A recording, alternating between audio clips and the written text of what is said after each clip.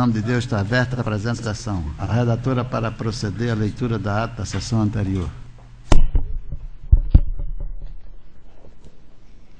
A ata da 61ª sessão ordinária do ano 2011 do Tribunal de Contas do Estado de Alagoas. Aos 27 dias do mês de outubro de 2011, no plenário das sessões do Tribunal de Contas do Estado de Alagoas, sob a presidência do excelentíssimo senhor conselheiro Luiz Eustáquio Toledo, reuniram-se os senhores conselheiros, vice-presidente conselheiro Cícero Amélio da Silva, conselheiro Otávio Lessa de Geraldo Santos, conselheira Rosa Maria Ribeiro de Albuquerque Freitas e o conselheiro Anselmo Roberto de Almeida Brito. O Ministério Público de Contas esteve presente e legalmente representado pelo Dr. Ricardo Schneider. Na hora do expediente, o excelentíssimo senhor presidente solicitou ao coordenador do plenário a leitura em terceira sessão da resolução normativa do conselheiro Anselmo Brito e em primeira sessão a leitura da emenda substitutiva da conselheira Rosa Albuquerque. Foram relatados e julgados processos. Relator o conselheiro Otávio Lessa, TC 5546-2007, Balanço Geral da Prefeitura Municipal de São José da Tapera, exercício 2006, aprovado parecer prévio. TC 4305-2008 e outros aprovados resoluções, número 846 a 849.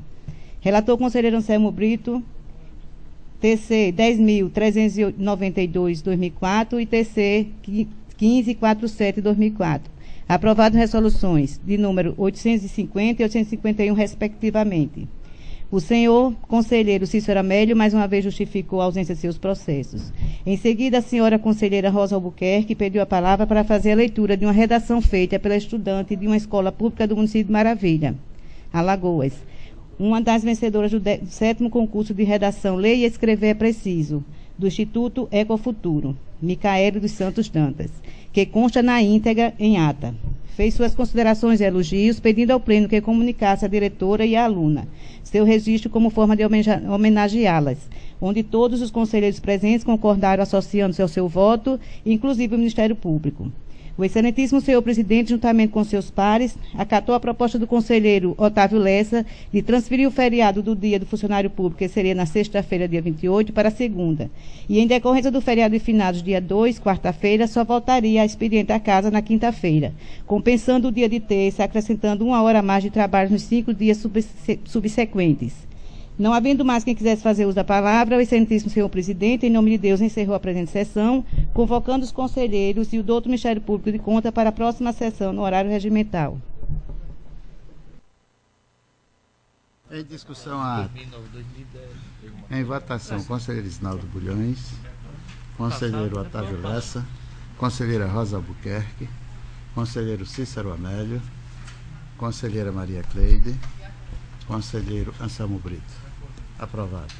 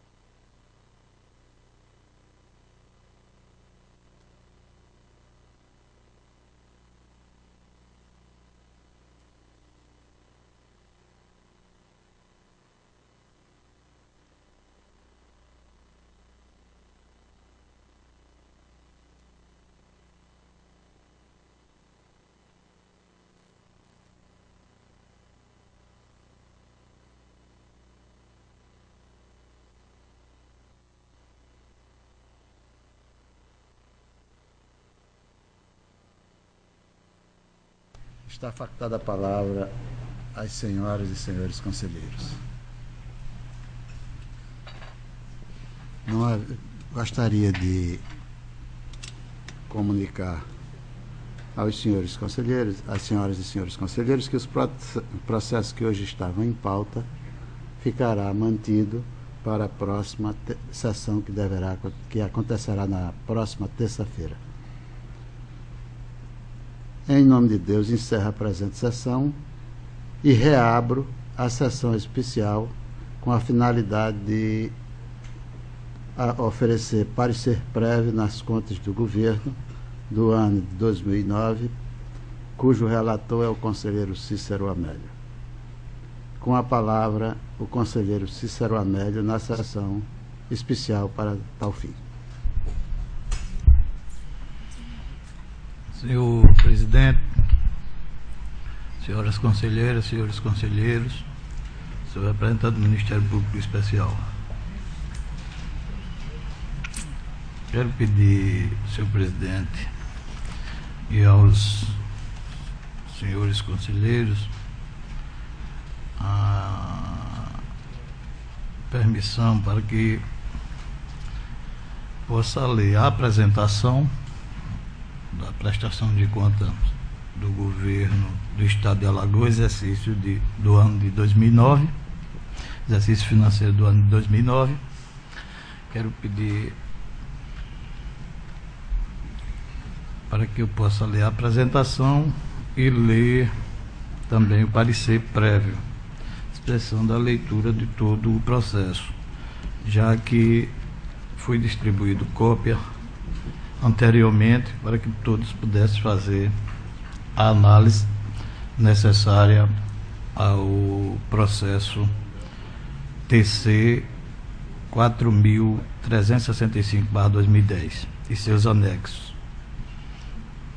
TC 4.368, 4.423, 10.860, 3.599/2009, 10.857/2009, 6.892/2009, TC 3.053/2010, TC 1.217/2009, TC 6.893/2009, TC 12.796/2009, TC 10.855/2009, TC 1.871/2009, TC 12.803/2009 e TC 15.620/2009, TC 4.560/2010 e TC 1.212/2010. Assunto: Balanço Geral do Estado de Alagoas referente ao exercício 2009. Gestor: Teotônio Brandão Vilela Filho. Conselheiro relator: Cícero Amélio da Silva. Apresentação: apreciar as contas prestadas anualmente pelo chefe do Executivo e emitir o parecer prévio. É uma das relevantes atribuições previstas no artigo 97, inciso 1º da Constituição do Estado de Alagoas, combinado com o artigo 1º, inciso 1 da Lei Estadual 5.604, de 20 de janeiro de 1994. Lei Orgânica do Tribunal de Contas do Estado de Alagoas. O excelentíssimo senhor governador do Estado de Alagoas, senhor Teotônio Brandão Vilela Filho, representado pelo ilustríssimo secretário de Estado da Fazenda, senhor Maurício Aciolo Toledo, procedeu junto a este egrégio Tribunal de Contas a entrega de prestação de contas relativa ao exercício financeiro de 2009, conforme ofício GSEF número 201/2010, de 13 de abril de 2010, protocolado nesta Casa sob o número TC 4.368/2010, atendendo ao prazo estabelecido pelo artigo 107, inciso 13 da Constituição do Estado de Alagoas. Também acompanhou a prestação de conta geral do Estado o processo TC 4.423/2010, que é o relatório de análise e balanço geral do Estado de Alagoas e certificado de auditoria e parecer dos dirigentes de controle interno do Estado, cumprindo assim o artigo 34, parágrafo 2º do regimento interno deste egrégio Tribunal de Contas. Em cumprimento ao prescrito no artigo 97, inciso 1º da Constituição Estadual, em atenção às atribuições definidas pelo artigo 96, parágrafo único, no mesmo texto constitucional, o Tribunal de Contas do Estado de Alagoas procedeu à análise de contas prestada pelo excelentíssimo governador.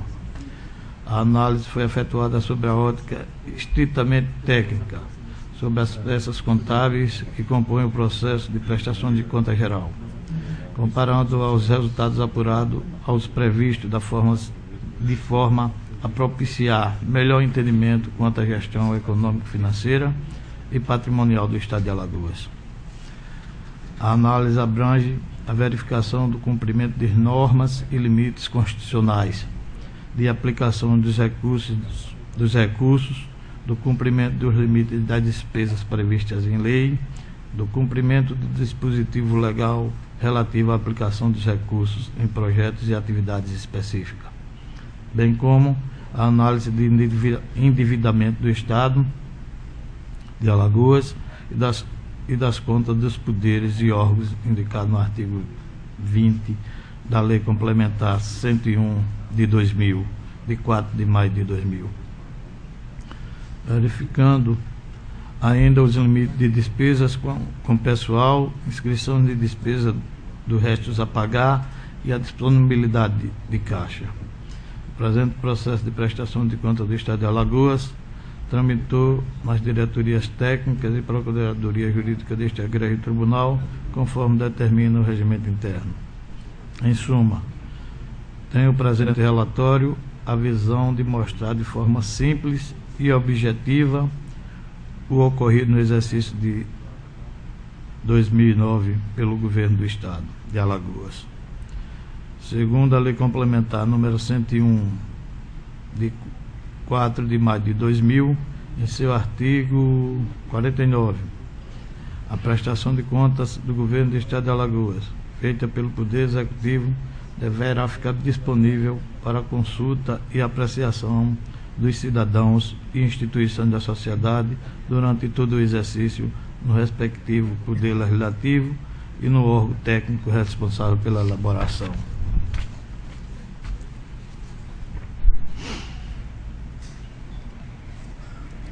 Introdução. Trata-se o presente relatório técnico das gestões orçamentária, financeira e patrimonial relativo às contas do Governo do Estado de Alagoas, exercício 2009, com abrangência sobre as administração direta, poderes e órgãos constitucionais, autarquias, fundações, fundos e empresas estatais dependentes e não dependentes. Os resultados do exame dessas contas, a seguir sintetizados, contém aspectos relacionados ao planejamento governamental, análise dos demonstrativos financeiros, dos relatórios de gestão fiscal, bem como do programa de governo. No presente relatório, as análises estão distribuídas da seguinte forma: primeiro capítulo, análise consolidada do orçamento e suas alterações. Segundo capítulo, a análise legal e consolidada da execução orçamentária da administração direta e indireta.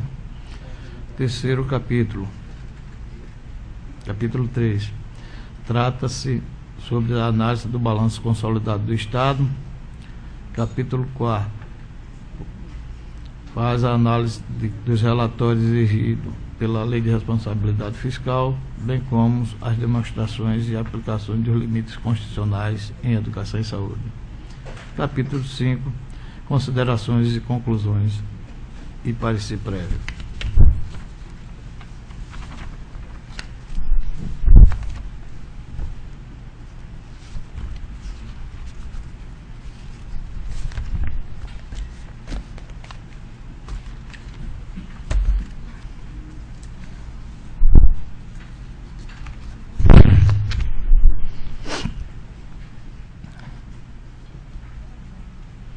Projeto de parecer prévio.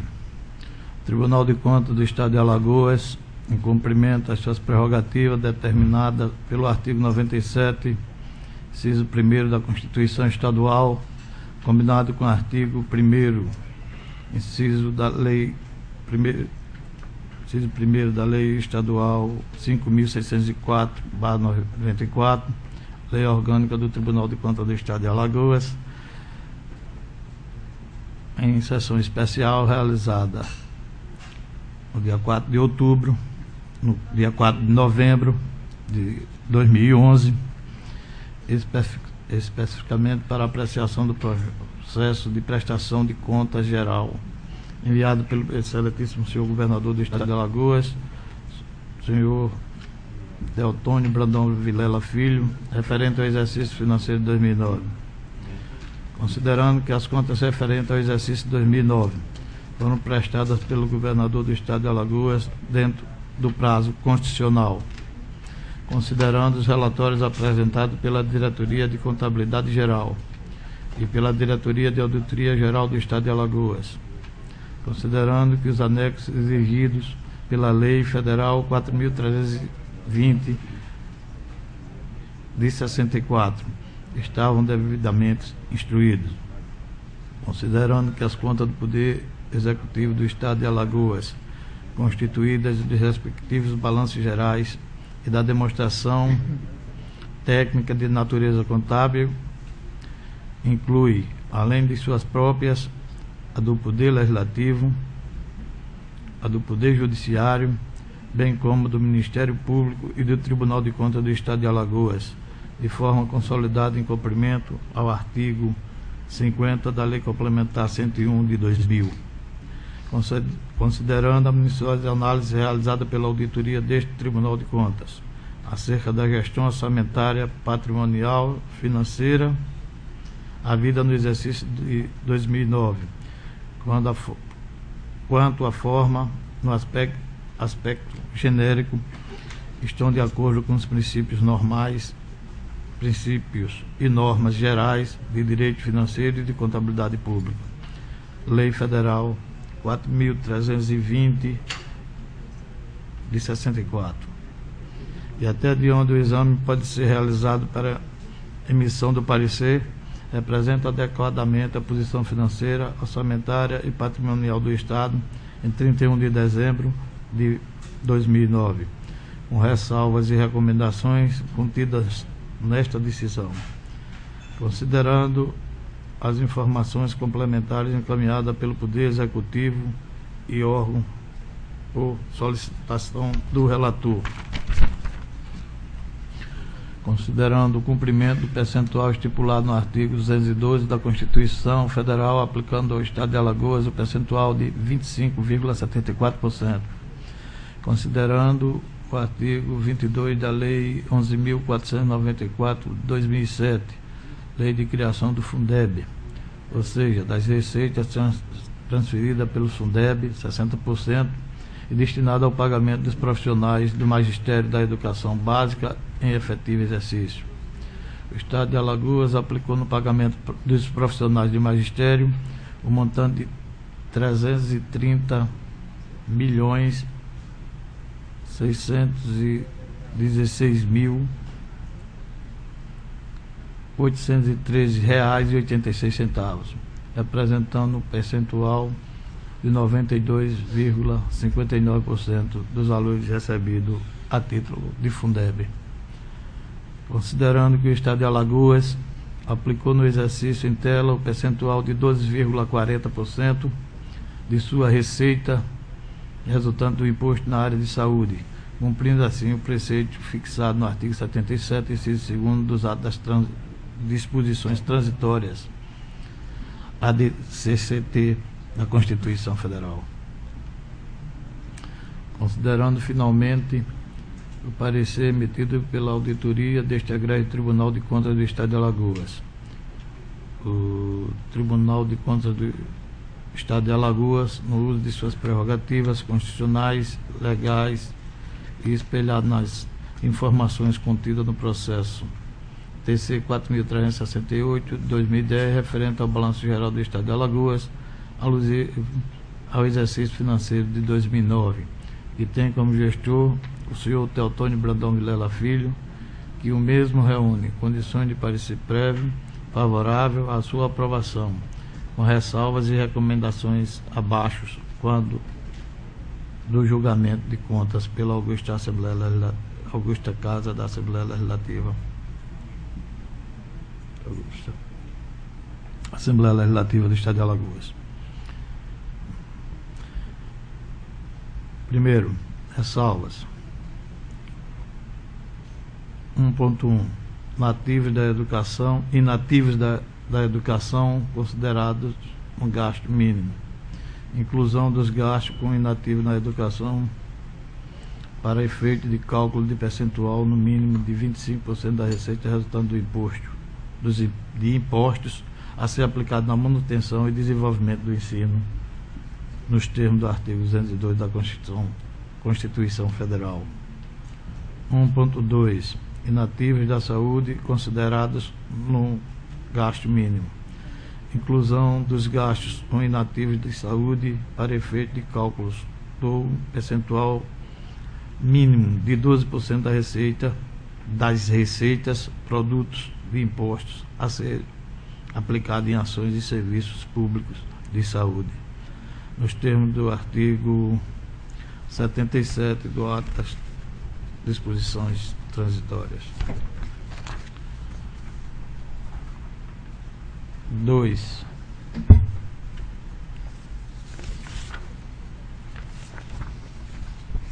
Recomendações.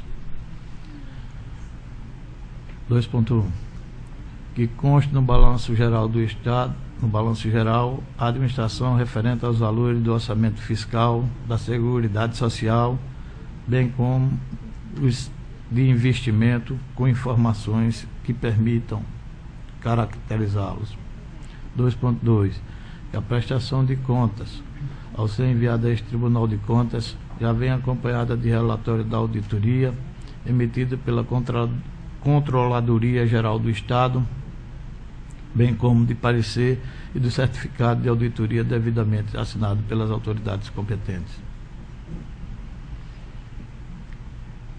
2.3. Incluir no Balanço Geral do Estado, de forma discriminada, as alterações ocorridas durante o exercício na sua lei orçamentária, principalmente no que se refere às rubricas que são apresentados na publicação da lei do orçamento no começo do ano e nos que não constam no referido balanço geral ao final do exercício. Acrescente-se ainda a necessidade de juntar a essas contas todas as alterações sofridas no exercício nas leis orçamentárias, sejam elas a LOA ou PPA e a LDO, os créditos adicionais e seus decretos de aberturas, assim como as informações dos que tenham sido reabertos no exercício financeiro ou que passe para a seguinte em termos de espécie e valores das respectivas operações de créditos a eles vinculadas. 2.4. Evitar alterações no orçamento público sem embasamento legal ou em limites superiores ao permitido, a fim de que sejam evitadas posteriores responsabilizações por parte do gestor. 2.5. Evitar incluir na lei orçamentária institutos que possam caracterizar autorizações sem limites de gastos ou que não devam submeter-se a limites de créditos adicionais, pois Existem vedações tanto na Constituição da República de 1988, como em respectivos legais, de que são exemplos a Lei 4.320 de 64 e a própria Lei de Responsabilidade Fiscal. 2.6. Discriminar as políticas públicas constantes no PPA moderadas na LDO e finalmente colocadas em prática na LOA, em termos de valores, execução e indicando proveito que reverteu em prol da população alagoana, assim como das justificativas e de eventuais mudanças, não cumprimento das metas ou mesmo da sua não realização. 2.7. Aprimorar a elaboração orçamentária na parte que toca à administração direta quanto à indireta, principalmente na gestão das previsões das receitas, das previsões de receitas, dadas as grandes variações encontradas no que foram previstos e efetivamente recolhido. 2.8. Na evidenciação do desempenho da arrecadação em relação à previsão, destacar as providências adotadas da fiscalização das receitas e no combate à sonegação, as ações de recuperação de crédito nas instâncias administrativas e judicial e em outras para incremento da receita tributária e de contribuições, em conformidade com a determinação do artigo 58 da Lei de Responsabilidade Fiscal. 2.9. Elaborar gráficos, tabelas e quadros constantes do Balanço Geral do Estado, livres de incorreções, a fim de que os mesmos não dificultem o entendimento de quem os analisa e não detenham valores equivocados, que os tornem imprestáveis e a evidenciar a informação que trazem a própria análise a ser feita. 2.10. Que o controle interno identifique seu trabalho de acompanhamento dos acontecimentos pelos quais é responsável, segundo a legislação competente, no intuito de verificar a validade e a realidade dos dados sobre os quais se debruça, evitando assim que cheguem aos órgãos fiscalizadores demonstrativos, relatórios, informações incompletas e que não espelhem a realidade, e resultando na impossibilidade de sua análise por não apresentar os requisitos essenciais para tanto, e isto é a sua validade. 2.11. Informar no Balanço Geral do Estado as principais obras e serviços desenvolvidos pelo Estado, quer de forma única ou em concurso com outros entes, e ainda decorrente de convênio, maiormente aquelas que se desenvolvam via Secretaria de Infraestrutura do Estado, a CEINFRA. 2.12. Consolidar nas prestações de conta de todos os elementos requeridos pela legislação orçamentária financeira, especialmente os que não são determinados pela Lei de Responsabilidade Fiscal, como as informações decorrentes do relatório de gestão fiscal em especial. Alcance das metas estabelecidas na LDO, cumprimento dos limites e condições para a realização de operação de crédito, cumprimento dos limites pela inscrição dos restos a pagar do Poder Executivo e também dos demais órgãos e poderes, para que se possa realizar uma análise individual e consolidada destas despesas, realização ou não, bem como a obediência ao limite das garantias concedidas ou contra as garantias recebidas. Medidas adotadas para retorno da despesa total com o pessoal ao respectivo limite, por parte dos órgãos e poderes que se encontram acima deste. Destinação de recursos obtidos com a alienação dos ativos, tendo em vista as restrições constitucionais e da Lei de Responsabilidade Fiscal. 2.13. Discriminar as despesas com o pessoal para fim de cumprimento da Lei de Responsabilidade Fiscal dos poderes e órgãos que estão submetidos a limites individuais, não apenas do Poder Executivo e consolidação geral do Estado, para que esta Corte de Contas possa desempenhar sua competência de fiscalização em sua plenitude. 2.14. Realizar concurso para o provimento de cargos de Controladoria Geral do Estado de Alagoas, dadas exigências constitucionais e legais, caso os mesmos não se encontrem criados, que sejam tomados o direcionamento para a criação e, por conseguinte, sejam feitos seus devidos provimentos. 2.15. Envidar maiores esforços na cobrança da dívida ativa não tributária do Estado e verificar a possibilidade de aplicação da resolução do Senado Federal 33 de número 33 de 13 de julho de 2006, que proporciona aos Estados junto às instituições financeiras buscar meios de cobranças e arrecadação daquele tipo de receita, uma vez que ano a ano não se observa por parte de quem deveria cobrá-las qualquer menção neste sentido. 2.16. Evitar consideração nas despesas com a educação. Evitar considerar nas despesas com a educação os valores correspondentes aos gastos com os aposentados e pensionistas, até que o Tribunal de Contas normatize a matéria a fim de evitar o descumprimento do limite no mínimo da educação, conforme dispõe a Constituição da República de 1988.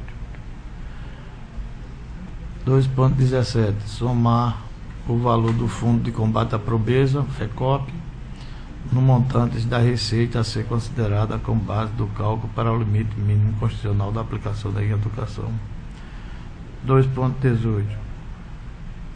Só incluir no cômputo das despesas com ações e serviços públicos de saúde as ações administrativas indispensáveis à viabilização de serviços de saúde à população, desconsiderando aquelas que têm apenas reflexo indireto nessa prestação de serviços. Sala das Sessões do Tribunal de Contas do Estado de Alagoas, 4 de novembro de 2011. Cícero Amélio da Silva, relator. Em discussão, o relatório apresentado pelo conselheiro Cícero Amélio. Senhor presidente. Com a palavra o doutor procurador Ricardo Schneider. O Ministério Público, como nós terminamos de elaborar o parecer somente no dia de hoje, eu gostaria de fazer neste momento a leitura de alguns aspectos, né, que nós pudemos traçar a partir do exame do parecer da auditoria e da proposta de voto do relator. Então, eu gostaria de fazer essa leitura desse parecer, né, repetindo, foi feito com base nesses documentos, em que foi abordado aqui, fazendo um breve sumário, primeiramente a necessidade dessa manifestação do Ministério Público de Contas nesses processos relativos à prestação de contas, a questão do julgamento das contas pelo Tribunal de Contas, né, nesse caso da emissão do parecer prévio, algumas considerações sobre o controle interno, sobre o fato dessas contas terem sido apresentadas mediante representação, sobre a auditoria e os aspectos centrais, que aí foi que esse parecer não teve a intenção de repetir o que já foi dito, obviamente, mas apenas se manifestar naqueles aspectos em que o Ministério Público entendeu que são mais relevantes, os gastos com educação e saúde, para ao final fazer um encerramento com alguns aspectos gerais. Então, vou começar a leitura. Trata-se de prestação de contas apresentadas pelo governador do Estado de Alagoas, senhor Teotônio Brandel Vilela Filho, relativos ao exercício 2009. A presente manifestação decorre exclusivamente da análise das cópias do parecer número 1/2011, de lavra da senhora Ana Raquel Ribeiro Sampaio, auditora do Tribunal de Contas do Estado de Alagoas, e da minuta de voto a ser apresentado pelo conselheiro relator, franqueados ao parquê em 25 de outubro de 2011, não havendo vista dos autos. É o relatório. Inicialmente, cumpre registrar o entendimento do Ministério Público de Contas de que, tal como ocorre nas prestações de contas dos prefeitos, deve-se oportunizar a vista dos autos nas prestações de contas apresentadas pelo governador. Independentemente de existir previsão constitucional expressa, a Suprema Corte Brasileira muito sufragou em seus julgados a teoria dos poderes implícitos, originária da Suprema Corte Americana, no caso McCulloch and Maryland, de 1819. Trata-se de verdadeiro corolário do princípio da máxima efetividade da Constituição, significando, em suma, que a Constituição assegura aos órgãos que cria todos os poderes necessários ao desincumbimento de seu mistério. Em caso, ao instituir o Ministério Público de Contas, assegurou-se implicitamente todos os poderes necessários à defesa da ordem jurídica específica perante a Corte de Contas, entre eles o de obter previamente vista dos autos para manifestação antes das decisões do Tribunal. De Sarte, a própria existência do Ministério Público de Contas, por força de disposição constitucional expressa e imperativa, no artigo 130 da Constituição, impõe que o referido órgão tenha a efetiva possibilidade de analisar os autos em tempo razoável e se manifestar previamente à decisão colegiada, oralmente ou por escrito, a seu critério, sob pena de reduzir sua atuação a um caráter meramente decorativo, impensável à luz da Constituição da República. Em se tratando de respeito à Constituição, é irresistível citar Konrad Hess, professor da Universidade de Freiburg, Alemanha, e juiz ex-presidente da Corte Constitucional Alemã, em sua festejada obra A Força Normativa da Constituição. Citando: todos os interesses momentâneos, ainda quando realizados, não logram compensar o incalculável ganho resultante do comprovado respeito à Constituição, sobretudo naquelas situações em que sua observância revela-se incômoda. Continuando, por outra via, reforça o entendimento o fato de que a Lei Orgânica do Ministério Público de Contas, em seu artigo 3º, estabelece competir ao parquê, inciso 9, pronunciar-se verbalmente por escrito por deliberação do Tribunal de Contas, a requisição de qualquer conselheiro, a seu próprio requerimento ou por distribuição do presidente em todos os assuntos sujeitos à decisão desta Corte. Grifado. Ademais, se o regimento interno do Tribunal de Contas do Estado admite até mesmo a manifestação de sua Procuradoria Jurídica, órgão genuinamente consultivo administrativo, em processos desta natureza, que dirá do Ministério Público de Contas, órgão de distração constitucional. Não obstante, é preciso reconhecer que o plenário desse tribunal já assegurou o envio de todas as prestações de contas ao Ministério Público a partir do exercício 2010 para a manifestação, significando um enorme avanço que merece registro. Então, nesse caso, como se trata de prestação de 2009, a manifestação foi feita a partir do relatório da auditoria e do parecer parecer da auditoria da proposta de voto do conselheiro relator. Dando prosseguimento, é digno de encomios o trabalho desenvolvido pela auditoria desta Casa e pelo conselheiro relator, ao analisar a prestação de contas apresentada pelo governador do Estado. Desta forma, até porque não poderia ser diferente, a presente manifestação cuidará de não repetir em todos os aspectos tudo que já for examinado e tratado à exaustão anteriormente, cingir-se aos pontos de maior relevo e merecedores de nota. Entretanto, é preciso ainda que brevemente registrar que a competência do Tribunal de Contas não se limita à emissão de parecer prévio a ser julgado pela Assembleia. Aqui eu faço, nos próximos parágrafos, uma análise da distinção entre contas de governo e contas de gestão, mas como no caso o governador não é ordenador de despesa, eu vou pular isso para não prolongar desnecessariamente e vou para a conclusão. Em caso não se vislumbra a possibilidade de julgamentos das contas do governador, tendo em vista que todos os elementos submetidos à apreciação do Ministério Público não se constatou a condição de ordenador de despesas. De Sarte, passamos a análise das contas de governo com vista à emissão de parecer prévio pelo Tribunal. Dando prosseguimento ao exame, temos que a Lei Orgânica do Tribunal de Contas estabelece que as contas consistirão, além dos balanços contábeis, de relatório certificado da auditoria do parecer e com o parecer do dirigente do órgão de controle interno. Essa parte também eu faço esse registro do órgão de controle interno, porque eu acho muito importante, mas como também já há uma ressalva expressa no voto do relator, no sentido de que haja concurso público para que esse sistema seja implantado, e também o tribunal está em vias de editar a resolução, eu também vou abreviar essa parte relativa ao controle interno, mas registrando a importância dele, tendo em vista que a finalidade dele é avaliar o cumprimento das metas previstas no plano plurianual, a execução dos programas de governo e dos orçamentos públicos, comprovar a legalidade e avaliar os resultados quanto à eficácia e eficiência da gestão orçamentária, financeira e patrimonial nos órgãos e entidades de administração pública, bem como a aplicação dos recursos públicos por entidades de direito privado, exercer o controle das operações de crédito, avais e garantias, bem como dos direitos e deveres do Estado, e apoiar o controle externo no exercício de sua missão institucional. Ademais, os responsáveis pelo controle interno, ao tomarem conhecimento de qualquer irregularidade ou ilegalidade, deverão dela dar ciência ao Tribunal de Contas sob pena de responsabilidade solidária. Desta forma, sendo entrar no mérito da estrutura e funcionamento atuais da Controladoria Geral do Estado em relação ao disposto na Constituição da República, é salutar a constatação de que tal órgão já existe no Estado de Alagoas, no Poder Executivo, devendo, por ocasião das próximas prestações de contas, já ocorrer a sua manifestação a par das informações prestadas pelo Executivo, conforme a recomendação já feita na manifestação do relator. Por outro aspecto, aí agora entrando no outro tema, outro aspecto de ordem formal que merece registro diz respeito à prestação de contas de 2009 ter ocorrido mediante representação do governador do Estado pelo secretário de Fazenda, conforme consta na proposta de voto do relator. Conforme se extrai da Constituição da República, a prestação de contas a cargo do Presidente da República é ato privativo e indelegável do chefe do Poder Executivo Federal. O Constituinte Caeté, por sua vez, trilhou nessa senda, não permitindo a delegação do governador a secretário de Estado, conforme artigo 107, inciso 13 e parágrafo único da Constituição Estadual.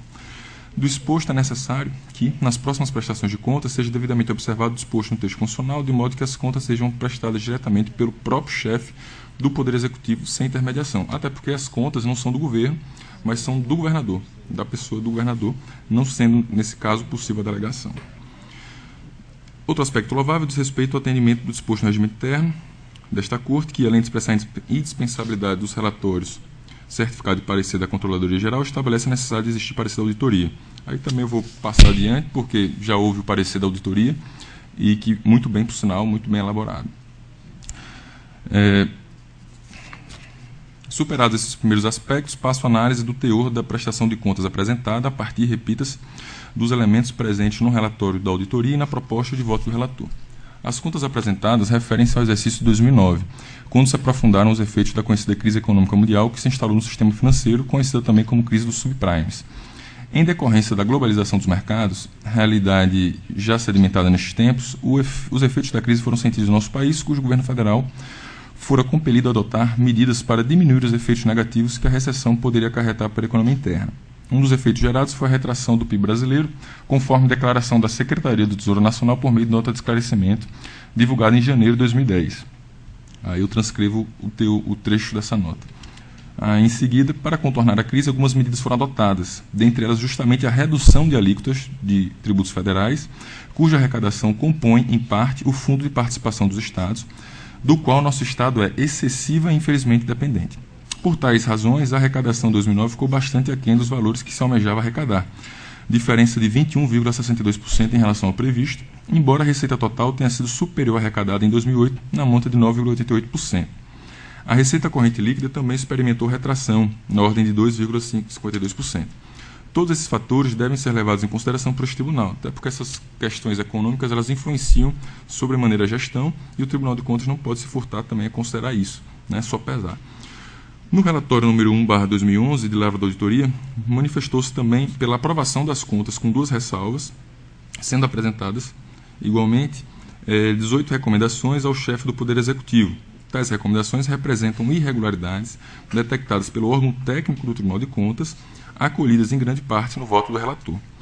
Dentre as irregularidades apresentadas, penso que as de maior relevância dizem respeito ao atendimento dos limites constitucionais com gastos na educação e saúde. Posteriormente, outros aspectos importantes também serão abordados. Gastos com a educação.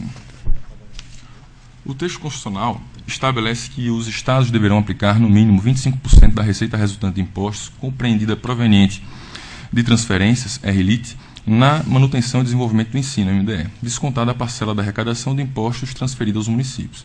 Estando claramente definida na Constituição a base de cálculo sobre a qual o percentual destinado à educação incide, torna-se imprescindível definir, em termos jurídicos, o alcance da expressão manutenção e desenvolvimento do ensino, MDE.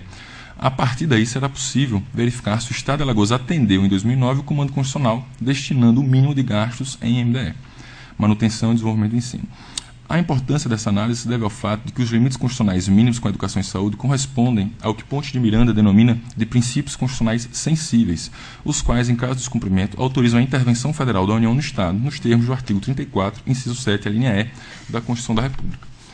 Ademais, o desatendimento aos referidos limites pode ensejar a rejeição das contas do gestor e impedir que o Estado venha a receber transferências voluntárias de outro ente federativo. A Lei 9.394, de 20 de dezembro de 96, a Lei de Diretrizes e Bases da Educação, estabelece quais as despesas se enquadram ou não no conceito de MDE.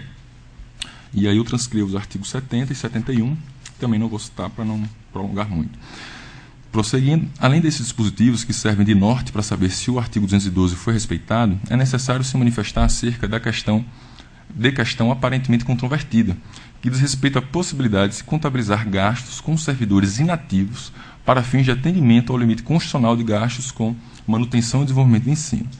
No parecer número 1/2011 da auditoria desta Corte, acompanhado pelo relator do feito, foi consignado expressamente que, excluídos os gastos com inativos, inseridos pelo governo do Estado no cálculo de gastos com MDE, o percentual atingido no exercício 2009 cairia de 25,46% para 20,31% da receita de impostos líquida e transferências constitucionais e legais, RLIT, ou seja, não seria atingido o limite mínimo de 25% com a manutenção e desenvolvimento do ensino.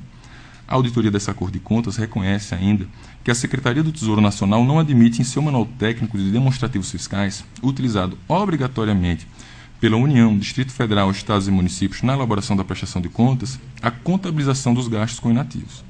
Contudo, o referido órgão técnico, a auditoria, entende que não existe, e também o relator, não existe de fato norma legal afirmando explicitamente que, no limite mínimo de 25% a ser aplicado naqueles gastos, deva-se excluir os gastos relativos a inativos ou pensionistas, arrematando que seria apenas uma interpretação da Secretaria do Tesouro Nacional conforme instrumentos antes referidos.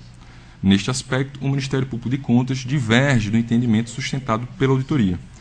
Isso porque a afirmação de que a exclusão dos inativos seria mera interpretação realizada pela STN dá margem ao entendimento de que seria possível optar entre incluir ou não tais gastos de acordo com a conveniência do gestor público. A auditoria entende, outro sim, que essa definição cumpriria ao Tribunal de Contas, a despeito do que já está previsto no ordenamento jurídico. Ocorre que a legislação de agência não abre caminhos para interpretação outra, que não a de afastar os gastos com inativos dos cálculos relativos ao atendimento do limite mínimo com despesas em manutenção e desenvolvimento do ensino. A Lei de Responsabilidade Fiscal atribuiu à União a responsabilidade pela edição de normas gerais para a consolidação das contas públicas. Esse mistério é atribuído à Secretaria do Tesouro Nacional, que, por meio da Portaria 577 de 2008, aprovou a primeira edição do Manual Técnico de Demonstrativos Fiscais, aplicado à União e aos Estados, Distrito Federal e municípios.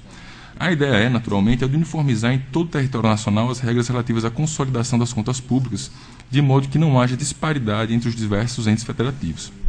Assim, é importante a sua observância escorreita pelos gestores públicos, para que não haja equívocos quando a preparação da prestação de contas a ser submetida ao Tribunal de Contas. Na realidade, a STN, ao dispor que não devem ser contabilizadas as despesas com inativos, apenas expressou aquilo que está cristalinamente posto no ordenamento jurídico, de modo que, com as devidas vênias, não há como se regulamentar a matéria em desconformidade com o que se definiu para todos os entes da Federação indistintamente.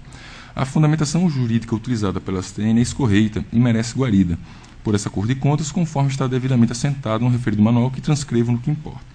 Conforme previsão legal, consideram-se como MDE as despesas realizadas com vistas à consecução dos objetivos básicos das instituições educacionais. Sobre esse aspecto, o artigo 70, inciso 1, da Lei de Diretrizes e Bases determina que, no que se refere a gasto com o pessoal, considerem-se as despesas destinadas à remuneração e aperfeiçoamento do pessoal docente e demais profissionais da educação, excetuando-se as despesas com o pessoal quando em desvio de função ou em atividade alheia à manutenção e desenvolvimento do ensino, conforme previsto no artigo 71, inciso 6 da lei acima referida. A Constituição, por sua vez, distingue expressamente em seu texto os termos provento, pensão e remuneração, aplicando o termo remuneração para os servidores ativos, proventos para os inativos e pensão para os pensionistas. E aí transcreve o artigo 37 e artigo 40. Adicionalmente, o artigo 22, inciso 1 da Lei 11.494 de 2007 determina expressamente o conceito de remuneração para profissionais do magistério.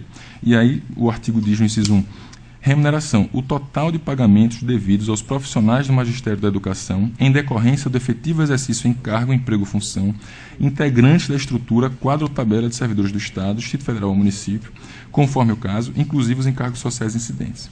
Seguindo, portanto, a partir do exposto acima e considerando a interpretação conjunta dos artigos 37 e 40 da Constituição, os artigos 70 e 71 da LDB e o 22 da Lei 11.494 de 2007, conclui-se que, para fins de limite constitucional com o MDE, a componente remuneração deve se restringir às despesas correspondentes ao pagamento pessoal efetivo que se encontra exercendo o cargo, emprego ou função na atividade de ensino, excluindo-se, por conseguinte, as despesas que envolvam gastos com inativos e pensionistas, pois a lei faz distinção entre as espécies de rendimento, remuneração, proventos e pensões. As despesas com inativos e pensionistas devem ser mais apropriadamente classificadas como previdência. E aí, voltando agora ao texto. Não obstante seja suficiente em nosso sentido os argumentos e a disciplina adotada pela STN, procurou-se identificar como esse tema vem sendo enfrentado em outros tribunais de contas. Após pesquisa na jurisprudência em diversas cortes de todo o país, registrando-se que na maior parte a busca não foi exitosa, diante da indisponibilidade de informações na internet e exiguidade do prazo para a busca, verificou-se que adota um posicionamento ora sustentado pelo Ministério Público de Contas de Alagoas, o Tribunal de Contas do Estado de Santa Catarina, o Tribunal de Contas do Estado do Ceará e o Tribunal de Contas do Estado de Goiás. É difícil admitir que numa federação existem estados que adotem critérios diametralmente opostos entre si, conflitando-se até mesmo com o que a União adota sem que exista razão alguma que justifique esse tratamento. Se gastos com inativos não são despesas com manutenção e desenvolvimento do ensino para a União e demais estados, porque também não podem ser aqui em Alagoas, posto que tal conclusão decorre exclusivamente da legislação e independe de características peculiares a cada ente federativo. Tanto assim que na LRF se buscou uniformizar as prestações de contas por meio de disciplina a cargo da União, concretizada pela STN. Por outra via, é importante destacar que a Lei de Diretrizes determina também em seu artigo 73 que os órgãos fiscalizadores, tais como o Tribunal de Contas, examinem prioritariamente, na prestação de contas de recursos públicos, o cumprimento do disposto no artigo 212 da Constituição, artigo 60 do ADCT e na legislação concernente. Desta forma, é imprescindível que se tenha acesso ao detalhamento de todas as despesas consideradas como sendo MDE, manutenção, desenvolvimento e ensino, mormente porque, nos quadros constantes no parecer e proposta de voto apresentados, observa-se um valor elevadíssimo na monta de R$ 199.569.000, classificados simplesmente como outras despesas, que representam 23% do total gasto com MDE. Somente após diligência procedida por meio do ofício número 12/2011, GCCAS/TCE/L, houve a explicitação de parte do que seriam as outras despesas, chegando à constatação de que daquele valor, 199 milhões, a maior parte, 174 milhões, corresponde a gastos com inativos. Quanto ao restante da quantia classificada como outras despesas, no total de 24 milhões, que correspondem a 2,85% dos gastos, não se tem notícia de sua natureza. É preciso que o Tribunal de Contas tenha sempre o conhecimento adequado a respeito da natureza de tais despesas, de modo a permitir a sua avaliação e controle para fins de atendimento do limite mínimo de gastos, sob pena de deixar-se ao livre albedrío do gestor eleger livremente as despesas que entende como MDE, relegando a segundo plano o juízo crítico feito pela Corte de Contas.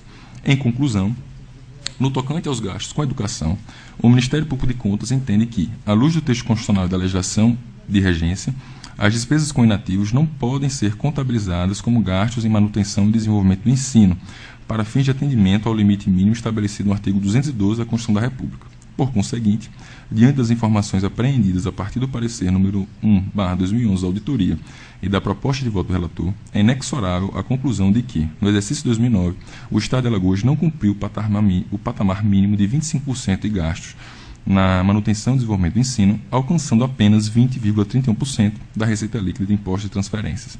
Além disso, entende que é imprescindível a apresentação detalhada de todos os gastos qualificados como MDE para o efetivo controle pelo Tribunal de Contas. Não obstante a gravidade do fato constatado, é preciso compreender que, além da função repressora, tem a Corte o dever pedagógico de orientar o gestor e agir preventivamente, sendo necessário reconhecer que não se tem notícia de que anteriormente se tem exigido do chefe do Poder Executivo a observância da restrição à inclusão dos gastos com inativos. Desta forma, em atenção ao princípio da razoabilidade e da segurança jurídica, caso acolhida a proposta ora apresentada, o Ministério Público de Contas sugere a aprovação das contas com ressalva, ficando alertado o gestor de que, a partir da publicação do parecer prévio, deve ser rigorosamente obedecida a legislação relativa à impossibilidade de inclusão dos gastos com inativos na contabilização de despesas com MDE, sob pena de serem cominadas as consequências advindas de seu descumprimento. Gastos com saúde. Agora, encerrando essa parte da educação, vou partir para a parte dos gastos com saúde. O artigo 77, parágrafo 4º do ADCT, define que, na ausência de lei complementar, a que se refere o artigo 198, parágrafo 3º da Constituição da República, aplicar-se à União, aos Estados, ao Distrito Federal e aos municípios o disposto no artigo 77 do ADCT. de Sartre, a própria Constituição da República determina que a ausência de lei complementar não é escusa para deixar de aplicar os percentuais mínimos de gasto com serviços e ações de saúde.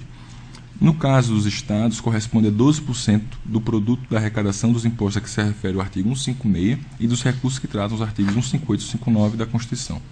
Por outra via, não é necessária a edição de lei complementar para definir quais são os gastos considerados como serviços e ações da saúde, na medida em que não há essa previsão no texto constitucional.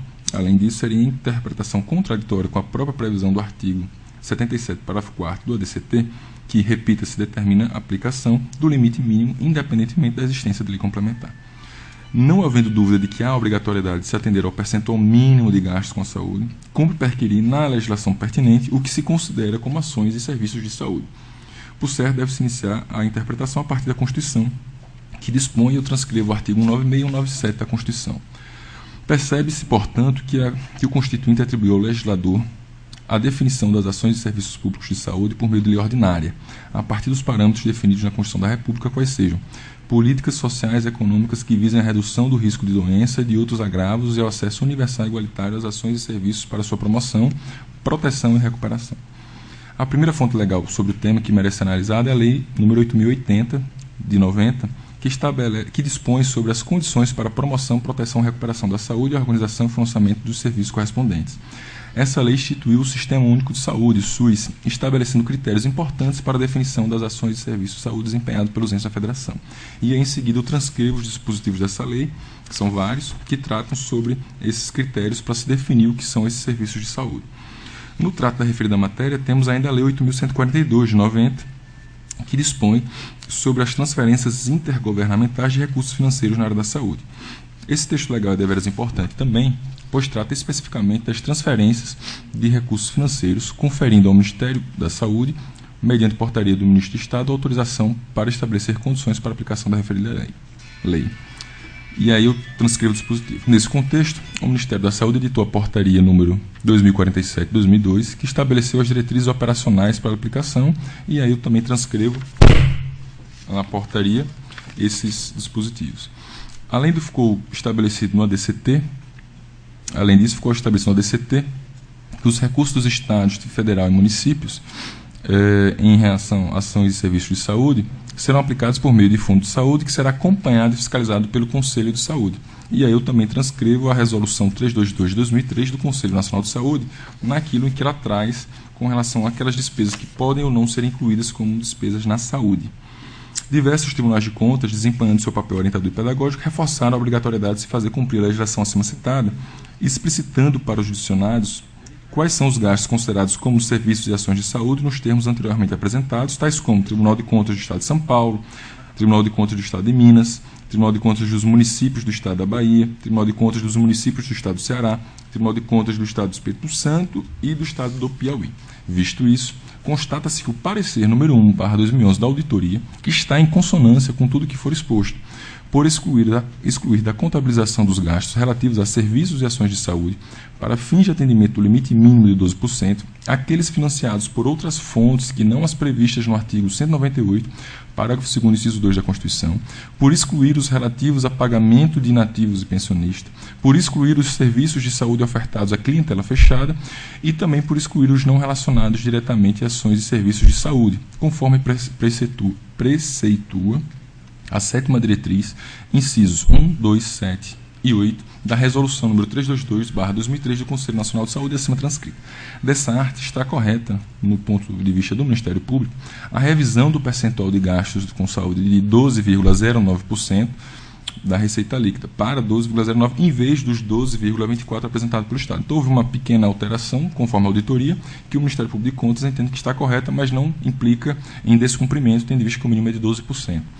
De igual modo, é deveras pertinente a ponderação feita quanto aos valores vertidos para a Administração Geral de Saúde no montante de 314.608.000, representando absurdos 77,20% do total considerado para o limite. Ou seja, de todo o gasto destinado à saúde, o Estado de Alagoas gasta 77,20%, mais de 300 milhões, só com a parte de administração geral. Conforme bem apontou a auditoria, apenas 22,80% dos valores considerados para o limite mínimo de despesa com saúde foram direcionados para ações e serviços finalísticos. de SART torna-se imprescindível, a nosso sentir, uma análise mais aprofundada nos gastos com a administração geral por ocasião das próximas prestações de contas, inclusive com relação ao alto valor relativo também à administração geral da Universidade Estadual de Ciências da Saúde de Alagoas, Uncisal, na monta de R$ 92.400.000. Todas essas considerações com relação à administração geral e da Uncisal eu extraí do próprio parecer da auditoria que fez essa constatação. Em relação a esse gasto da Uncisal, especificamente, foram solicitadas ao gestor, pelo relator, maiores explicações, contudo não se logrou êxito. Nesses casos, parece relevante que o tribunal venha adotar postura mais enérgica, futuramente, e atue em loco para eliminar todas as dúvidas suscitadas pelos órgãos técnicos. Desta forma, por não terem sido satisfatórios os esclarecimentos do gestor quanto à natureza de todos os gastos com ações de serviço de saúde, torna-se impossível ser taxativo quanto ao atendimento do disposto no texto constitucional. Sendo assim, cingindo-se estritamente aos elementos fornecidos pela auditoria e pelo relator da demanda, infere-se que, aparentemente, o Estado de Alagoas, no exercício de 2009, atendeu ao limite mínimo estipulado no artigo 77, inciso 2 do ADCT. E aí eu já vou partindo para a parte final, do parecer, tratando das demais considerações pertinentes. Além dos aspectos já tratados, observamos do exame da proposta de voto da relatoria que a situação do Estado de Alagoas está longe de ser confortável. Vejamos. Aumento das receitas de capital em 234,53% em relação ao exercício 2008, em virtude da captação de recursos junto ao BIRD e ao BNDES. Existência de déficit orçamentário de 167 milhões na execução orçamentária. Resultado patrimonial negativo, a descoberta no montante de 1.820.047.000, extrapolação do limite previsto na Lei de Responsabilidade Fiscal de 60% de sua receita corrente líquida, com despesa líquida de pessoal, que em 2009 chegou a 60,83%, ou seja, extrapolou. Mas nesse aspecto também não aprofundei muito no voto, em virtude daquela ressalva que eu já fiz, da crise econômica, houve uma redução do PIB, reduziu a receita líquida prevista e aí o Estado realmente extrapolou. Proximidade de endividamento do Estado em relação ao limite de 200%, estabelecido pelo Senado Federal, chegando em 2009 a 180% da receita líquida, experimentando nesse exercício um decréscimo de apenas 6,41%. Esse aspecto também é muito importante, mas tem que se reconhecer que a dívida histórica do Estado é muito elevada e que tem ocorrido uma queda, que foi uma queda menor em 2009 em virtude dessa crise. E o superávit primário de apenas 92 milhões, insuficiente para o pagamento do serviço da dívida, contabilizado em mais de 600 milhões, gerando a necessidade de um financiamento de 500 milhões. Tais aspectos sugerem cuidado redobrado na gestão financeira e orçamentária do Estado de Alagoas para os exercícios seguintes, de modo a não comprometer ainda mais as já combalidas finanças públicas. É preciso buscar a redução das receitas de capital relativas a financiamentos bancários, buscar soluções para a redução do déficit orçamentário do resultado patrimonial negativo, envidar esforços para respeitar o limite de gastos com o pessoal estabelecido pela LRF, no prazo previsto em seus artigos 23 e 66, buscar a redução mais acentuada do endividamento do Estado e o aumento do superávit primário. Por certo, a acentuada crise enfrentada em 2009, quando ocorrer a redução do PIB brasileiro, deve ser levada em conta ao se analisar as contas apresentadas. A própria LRF, nestes casos, flexibiliza seu rigor no tocante às despesas com o pessoal, com razão, de modo a permitir ao gestor atravessar a tormenta sem maiores gravames para a sociedade. Quanto aos demais aspectos materiais, a análise se deu, repita-se, a partir dos exames de dados contidos no parecer da auditoria e na proposta de voto, entendendo-se que estão adequadas as peças e demonstrações contábeis apresentadas. Conclusão. Do exposto, o Ministério Público de Contas do Estado de Alagoas manifesta-se pela emissão de parecer prévio favorável à aprovação das contas com ressalvas, reiterando todas as ressalvas e recomendações apontadas no parecer número 1/2011 da auditoria e na proposta de voto do relator. Sugere ainda a inclusão de uma nova ressalva pelo descumprimento, no exercício 2009, do limite mínimo de 25% da receita líquida de impostos e transferências com gastos na manutenção e desenvolvimento do ensino, previsto no artigo 212 da Constituição da República, alcançando apenas 20,31% da receita líquida de impostos e transferências. Além disto, opina também pela realização de outras recomendações, desta forma: que nas próximas prestações de contas seja devidamente observado o disposto no texto constitucional, de modo que as contas sejam prestadas diretamente pelo próprio chefe do Poder Executivo sem intermediação. Ao apresentar gastos em manutenção e desenvolvimento do ensino, MDE, para fins de atendimento ao limite mínimo estabelecido no artigo 212, deverá excluir as despesas com inativos, ficando alertado o gestor de que, a partir da publicação do parecer prévio relativo ao exercício 2009, será rigorosamente observada, no âmbito do Tribunal de Contas do Estado de Alagoas, a respectiva legislação, inclusive no tocante às consequências advindas de seu descumprimento. Apresentar detalhadamente todos os gastos qualificados como sendo manutenção e desenvolvimento do ensino para fim de atendimento do limite mínimo constitucional. Ao apresentar gastos em serviços e ações de saúde para fim de atendimento do limite mínimo, excluir as despesas com inativos, além de outras indevidamente incluídas no exercício 2009, como aquelas financiadas por outras fontes que não as previstas no artigo 198 da Constituição, os serviços de saúde ofertados à clientela fechada e os não relacionados diretamente a ações e serviços de saúde, em atenção ao disposto na Resolução número 322/2003 do Conselho Nacional de Saúde. Reduzir as despesas relativas à subfunção administração geral, relacionadas a ações e serviços de saúde, tendo em vista a manifesta desproporção em relação aos gastos em ações e serviços finalísticos da população. Se gasta em administração geral 77,20% e na ação finalística apenas 22%. Apresentar detalhadamente todos os gastos qualificados como ações e serviços de saúde para fins de atendimento ao limite mínimo, especialmente aqueles qualificados como administração geral e administração geral da UNCISAL. Adotar medidas consistentes em busca da recuperação das finanças do Estado de Alagoas, igualmente em razão da superação da crise observada em 2009, no sentido de obter a redução das receitas de capital relativas a financiamentos bancários, redução do déficit orçamentário, do resultado patrimonial negativo, redução mais acentuada do endividamento do Estado e aumento do superávit primário. E, por fim, respeitar o limite de gastos com o pessoal estabelecido pela LRF, no prazo previsto em seus artigos 23 e 66. Por fim, sugere o acolhimento pelo conselheiro relator de todas as ressalvas apresentadas pela auditoria, em especial, aspas, as ressalvas relativas às despesas administrativas com ações e serviços públicos de saúde, cujo percentual é muito superior ao de gastos com ações finalísticas, fecha aspas. É o parecer Maceió, 3 de novembro de 2011. É isso, presidente. Obrigado. Continua a estar em discussão o processo relativo às contas de 2009. As senhoras e senhores conselheiros, para algumas considerações. Com a palavra o conselheiro Otávio Lessa. Presidente, eu peço a palavra e eu acho que o relatório final do conselheiro relator, ele se complementa e adiciona, eu acho, com o do nosso Ministério Público Especial junto ao Tribunal de Contas. Eu acho que ficou bem detalhado e explicado com relação a algumas ações que o Poder Executivo precisa tomar com relação a melhora na aplicação dos recursos provenientes da União e da arrecadação do próprio Estado em benefício da própria população. E em termos de percentuais, o doutor Ricardo colocou bem, mas não colocou, e eu se me passou, me desculpe, com relação a uma coisa que eu sempre venho batendo todos os anos com relação o montante da dívida ativa e o que realmente é arrecadado, né? É uma coisa que não vi assim em termos percentuais, mas ela é insignificante, dando uma olhada no balanço com relação a sempre um valor muito aquém nos outros anos anteriores, inclusive não chegava nem a pagar o salário dos procuradores, que especificamente através que é uma turma que toma conta da dívida ativa, teria condição de pagar aquele salário anual.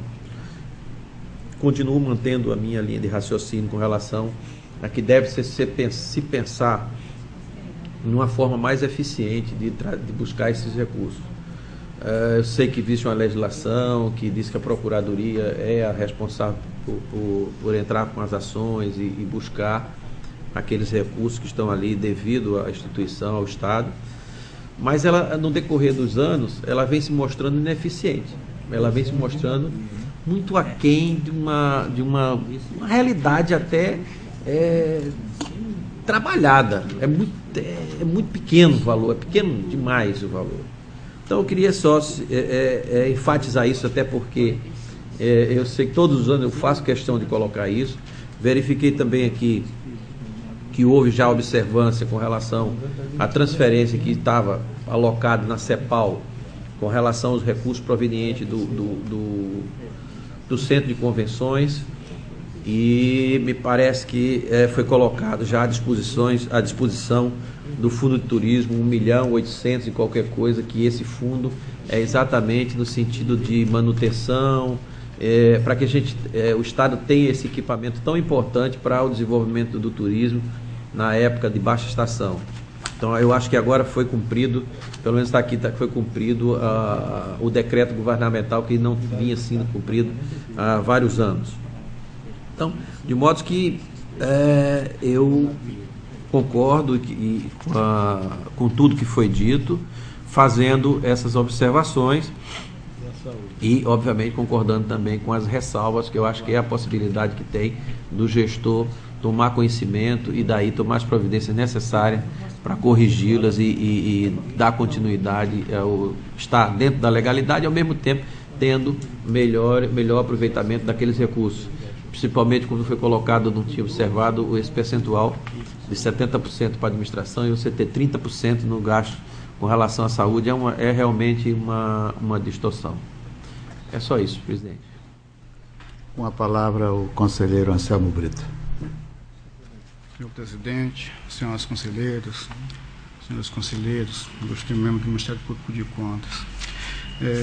No que se refere ao relatório do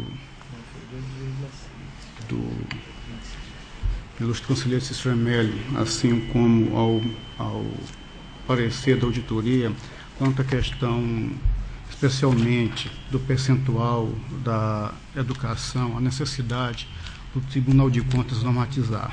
Veja bem, nós possuímos, o Tagabara, vou dar um exemplo.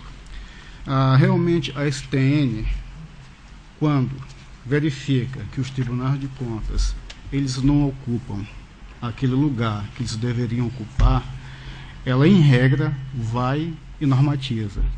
Eu já participei de alguns enfrentamentos nos quais temos de um lado a STN regulamentando, mesmo com base na lei que ela tomou para si a competência, inclusive numa lei anterior, a própria lei de 320 diz que seria a competência, e ela com uma lei posterior, 1180, acho que até o procurador se referiu a essa lei, dando competência à STN para fazer esta parte de normatização que eu entendo que uniformizando está certo, porque a LRF ela dá uma obrigação para a União fazê-lo. E claro, para que ela tenha essas informações, é necessário que ela normatize e que o Estado forneça para ela, de acordo com a estrutura por ela fornecida. No intuito de que seja compatibilizado, de que realmente nós tenhamos uma contabilidade nacional, nada a opor. Agora a questão, por que da necessidade do Tribunal de Contas normatizar, inclusive a questão mesmo da educação, não que eu esteja divergindo do voto do relator, nem do parecer da auditoria, muito menos do Ministério Público. A questão é, olha, controle interno também de estação constitucional é auto-aplicável. Por que os tribunais de contas normatizam? Precisaria? Faço essa complementação. Mas por que eu estou falando que a STN, às vezes, aí eu, como está no... Eu até misturei aquelas coisas, eu não vou encontrá-la agora. Mas tem no texto do relatório do conselheiro Cícero Amélio. Toda vez que ela se arvora a tomar o papel do Tribunal de Contas, ela não se sai bem. E vou citar um exemplo que nós temos aqui no nosso tribunal. Existe uma portaria da STN, aliás, existia, número 447 de 2002, que ela cria famigerado termo restos a receber. E ela normatizou. O que aconteceu? Os entes associativos das prefeituras dos municípios correu e começou a expedir, olha, aquele valor escrito em restos a pagar, você pode contabilizar aquilo que você não vai receber.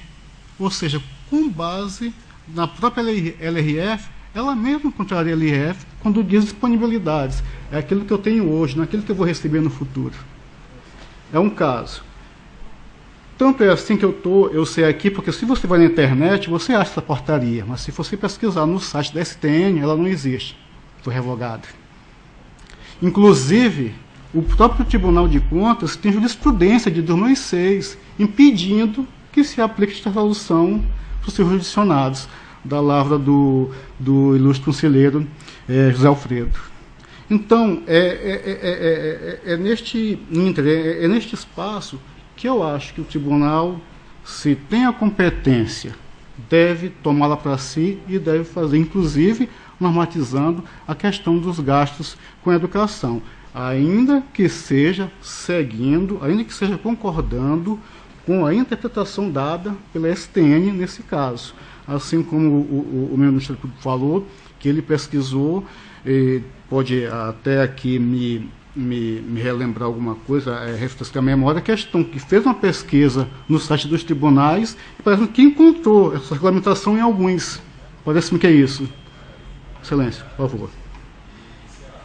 Então, eu acho muito prudente. Perdão, na realidade eu encontrei que na prestação de contas deles, eles afastaram isso. Não foi bem a regulamentação que eu encontrei. O que eu encontrei foi que eles já adotaram esse critério na prestação de contas. Foi nesse sentido que eu... Mas foi uma pesquisa que não foi muito ampla, até pela dificuldade de se obter alguns dados. Mas o que eu pesquisei, na verdade, foram as prestações, o parecer prévio.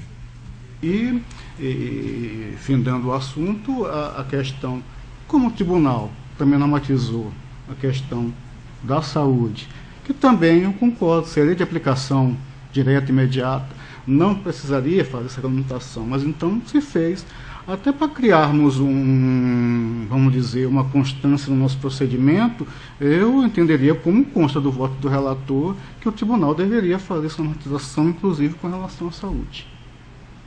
E é essa a minha contribuição, excelências. Só uma questão, presidente, registrar que eu encaminhei já o parecer ao relator, para caso queira anexar os autos, e depois eu também vou deixar disponível no site, mas vou franquear todos os conselheiros, e que só não fiz antes, tem visto que eu terminei hoje, realmente, mas se não, teria apresentado anteriormente a todos. Só fazer esse registro, presidente. Obrigado.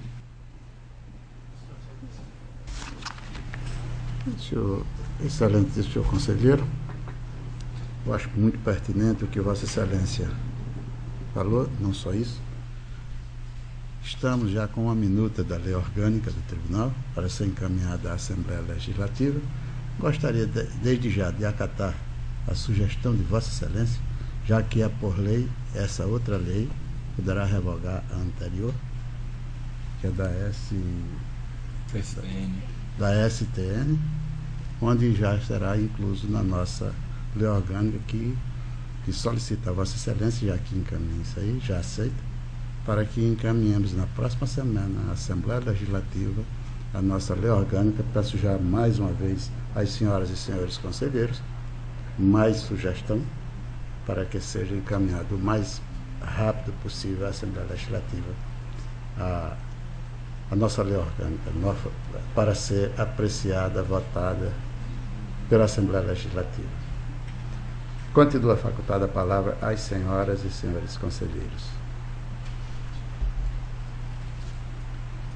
Não tendo mais quem queira fazer uso.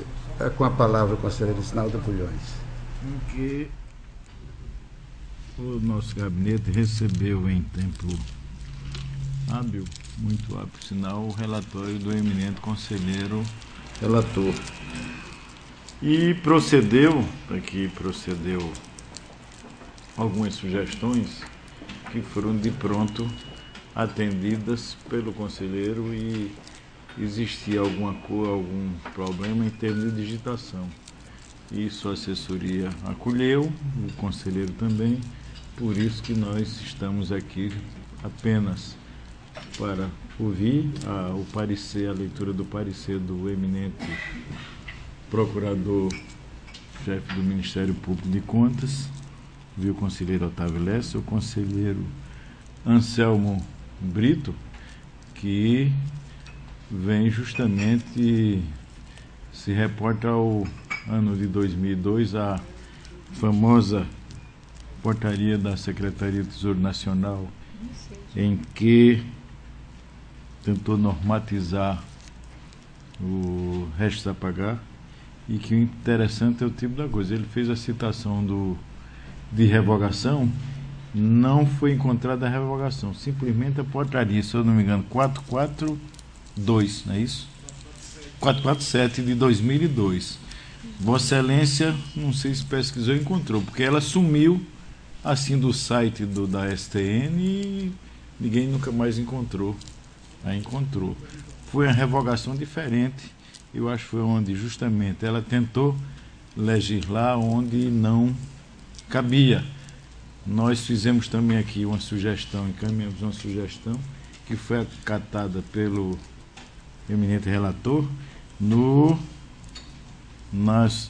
seu projeto de parecer prévio, no item 2.16, em que ele trata da aplicação do artigo 212, que foi aqui também definido pelo eminente procurador, em que ele joga onde a sua normatização, que ficou aqui claro, ela é feita pela Lei de Diretrizes e Bases, LDB de 88.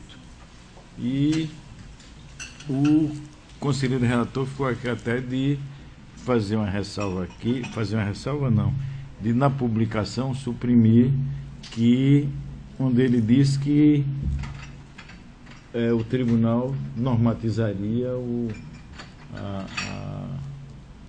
essa aplicação que está contida no artigo 212 da Constituição. Era só essas considerações. O parecer, ao que ficou aqui definido, vai justamente fazer parte integrante do processo, né, e eu não sei se ele vai integrar as peças que irão acompanhando o parecer prévio à Assembleia Legislativa. Era só essa dúvida que eu estava aqui, porque apenas uma discordância da aplicação dos 25 pontos, tanto que o conselheiro Amélio encontrou, apurou, e há uma discordância. Eu não sei se vai acompanhar isso aí ou como fica a posição do Tribunal de Contas. De antemão, o relatório com as modificações é que eu estaria favorável, e favorável também se fosse apensado ao processo como ficou definido, como deve ser o parecer do Ministério Público de Contas. Era só, senhor presidente. Vossa Excelência indaga se será peça o parecer do Ministério Público. Ele vai fazer o parecer, faz parte integrante do processo, com base no processo. Mas Vossa Excelência está indagando. Não sei se o processo vai todo para a Assembleia ou vai apenas o relatório aprovado como sempre foi, né? Com um expediente da presidência encaminhando o relatório, e o parecer prévio é aprovado pelo nosso tribunal. Era essa, não sei se... Eu indago aqui o eminente relator. Se há necessidade ou não. Da peça do Ministério Público, ele será acompanhado. Já está... O conselheiro relator já acatou que será peça integrante a ser encaminhada à Assembleia Legislativa o parecer do Ministério Público.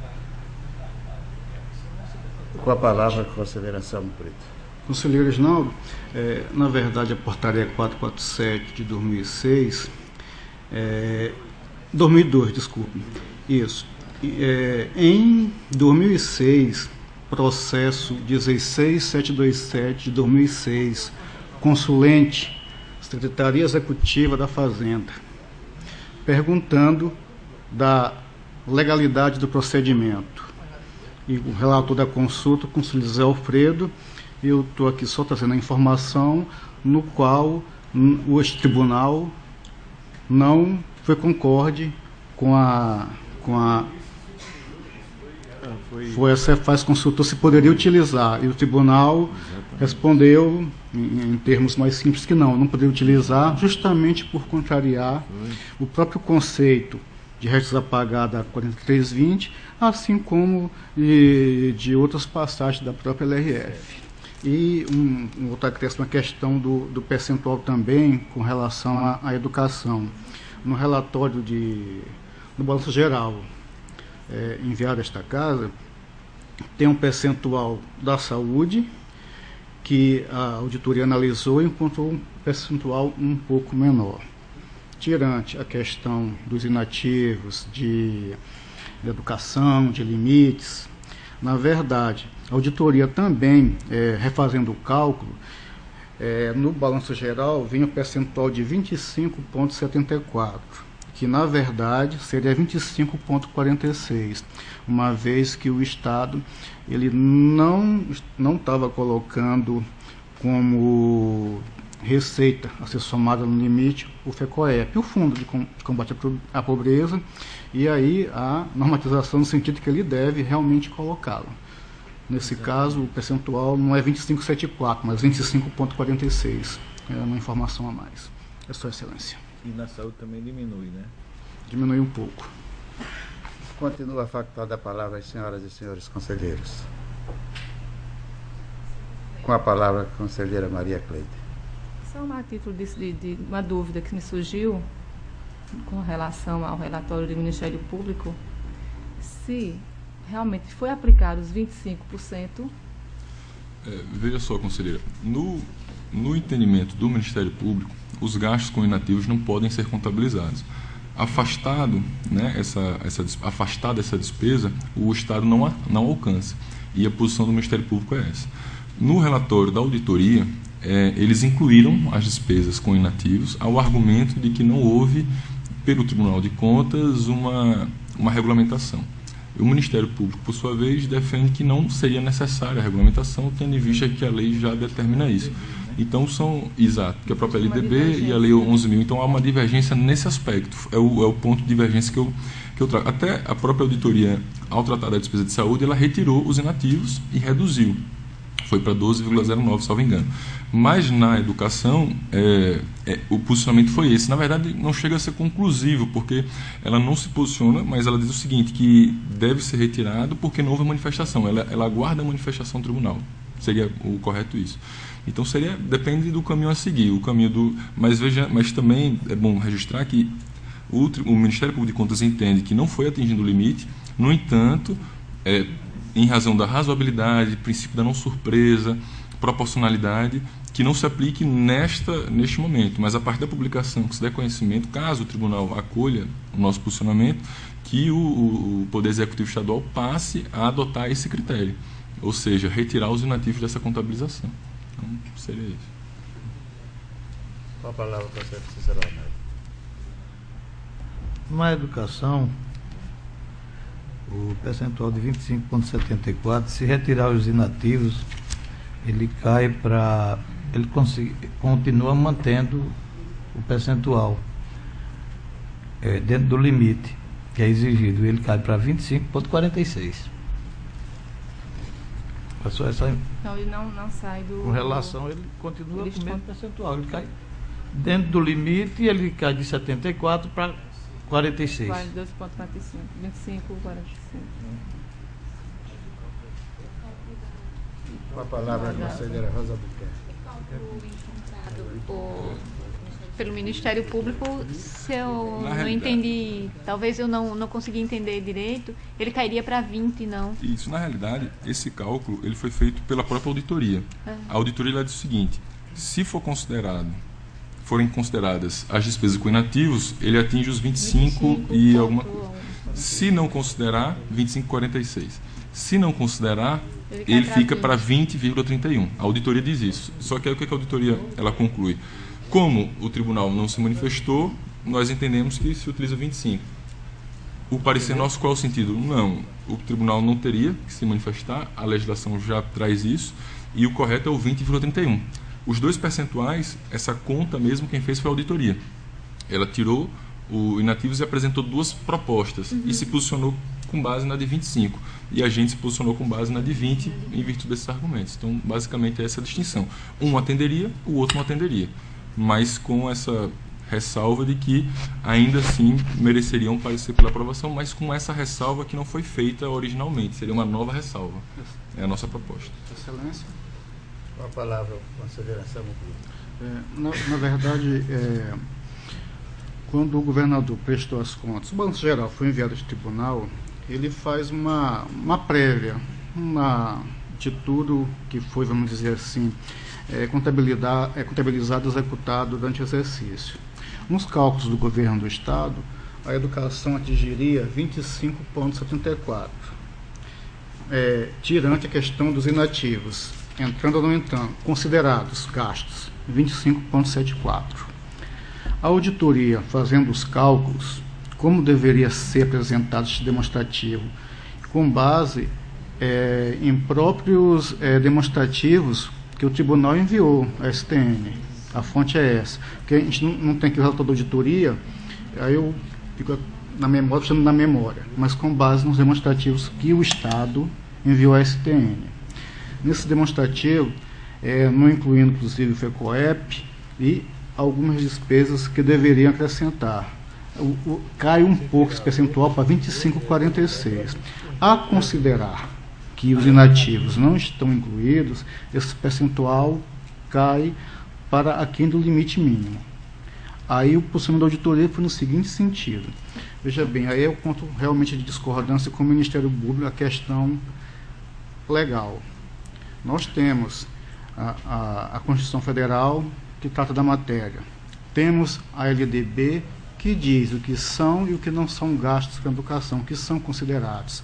Temos também a lei do Fundeb, que em muita coisa refere-se também Fundef, Fundeb, podemos até como encarar como para esse esclarecimento como sendo algo bem semelhante.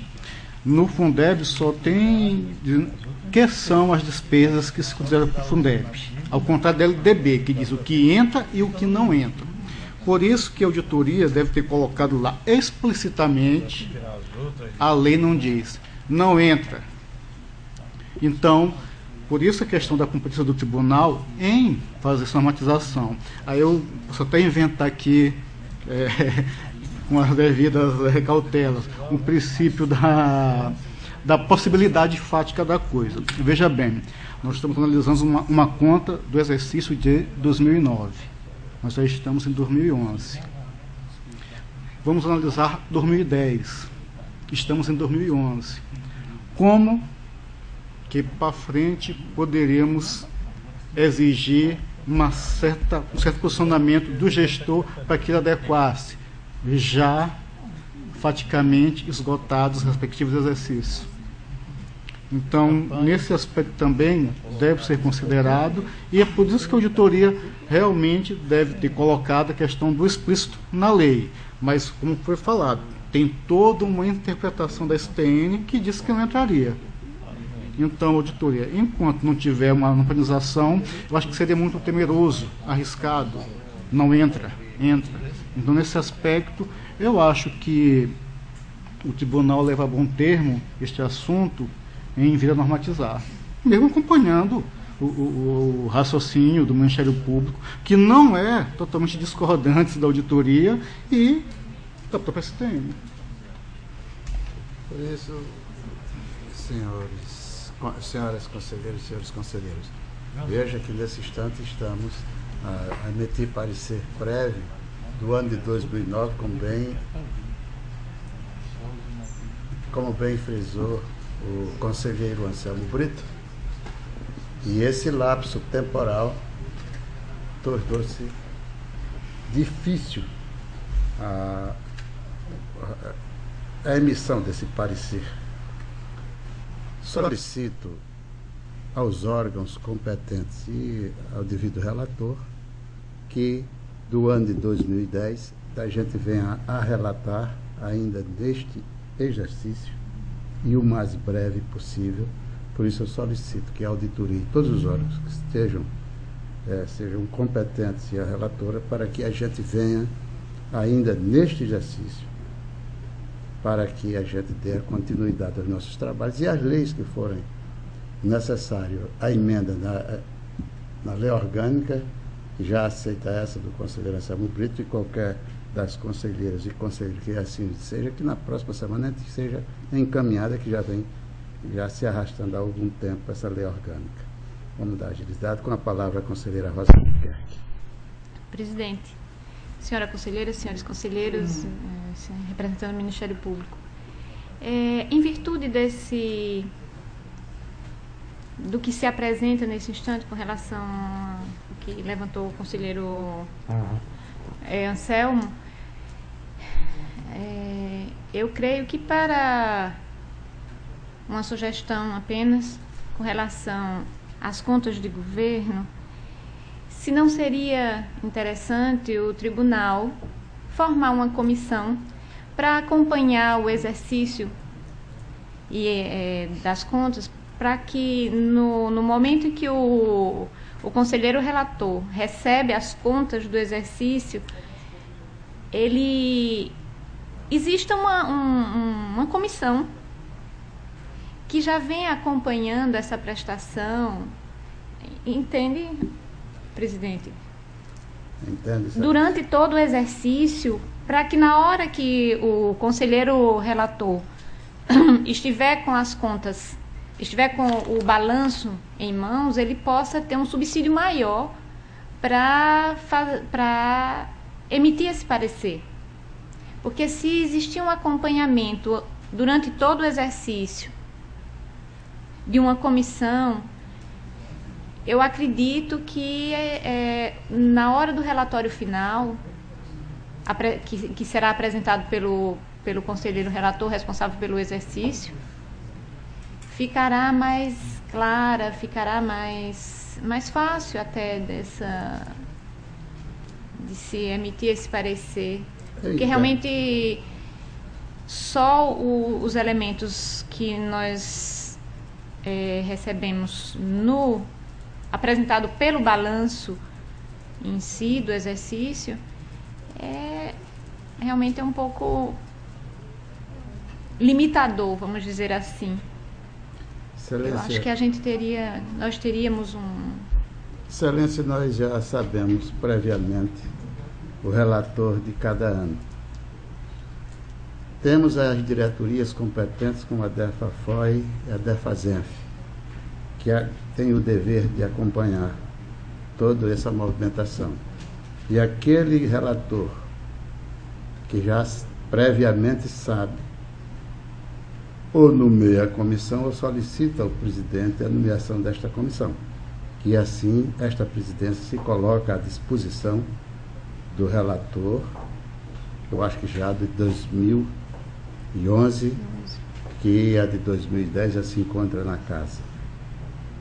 Mas o relator que assim for, ou nomeia por si próprio, ou pede à presidência os nomes que assim desejar. Muito embora que essa documentação tenha o dever e a obrigação das diretorias competentes. Isso não quer dizer que a sugestão de Vossa Excelência é muito boa, mas já dizendo que existe esta forma.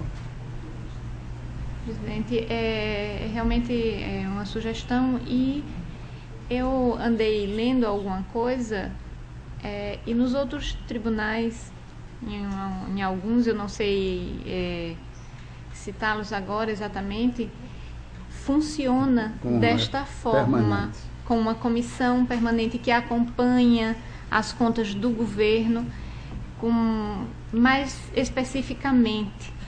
Se isso for, Excelência, nós faremos. Eu não sei exatamente quais, mas o que for para aprimorar, Excelência, nós estamos, essa presidência, e eu acho que todos nós estamos incluídos para cada vez aprimorar os nossos trabalhos. E se assim for, vamos juntos encontrar e formar essa comissão que seja permanente, se esse assim for o desejo do pleno e de Vossa Excelência. Com a palavra, conselheira. Em discussão da sugestão da conselheira Rosa, que eu acho que o acompanhamento é válido. Agora, o que eu chamo a atenção aqui,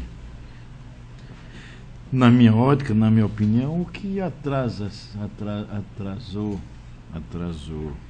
as contas, não fazer no lapso determinado pela Constituição Federal, foram justamente as diligências efetuadas. Porque eu acho que o governador, no caso são as contas do governador,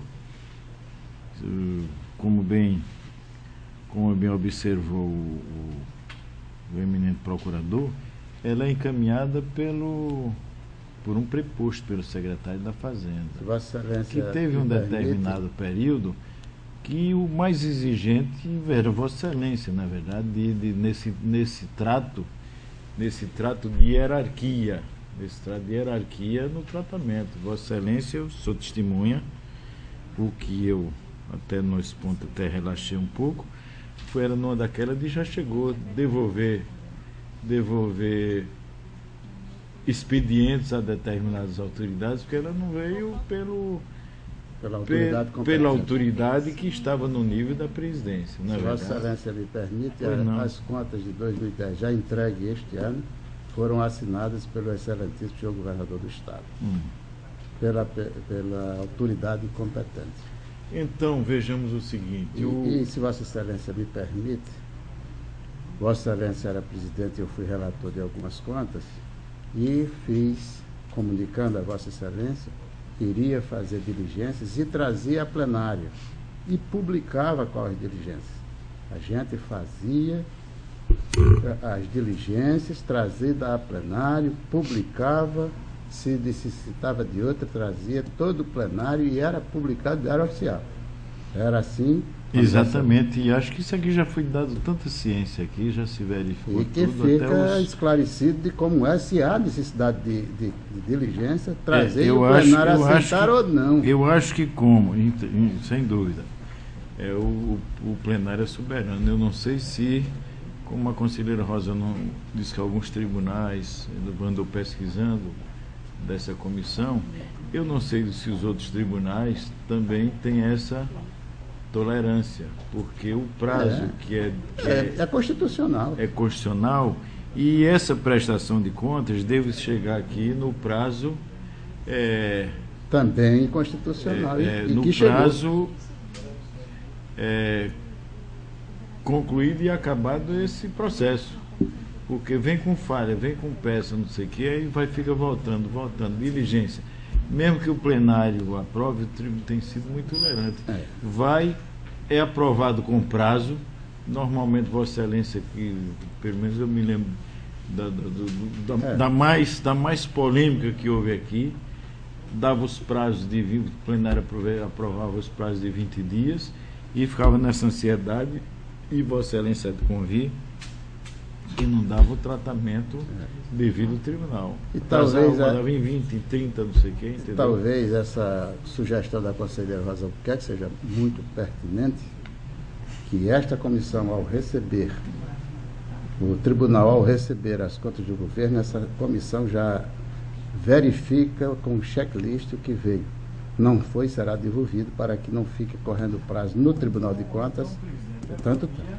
E aí votava com isso, mano. Não veio completo. Não veio completo, vota-se da forma vota-se pela rejeição. Dentro do prazo constitucional. Tem que se instruir para a convicção do julgador para votar. Se não vem, não é? Então se espera até que se mande, depois se faz a diligência, depois se discute até o percentual, se está correto, se não é um órgão que está participando agora.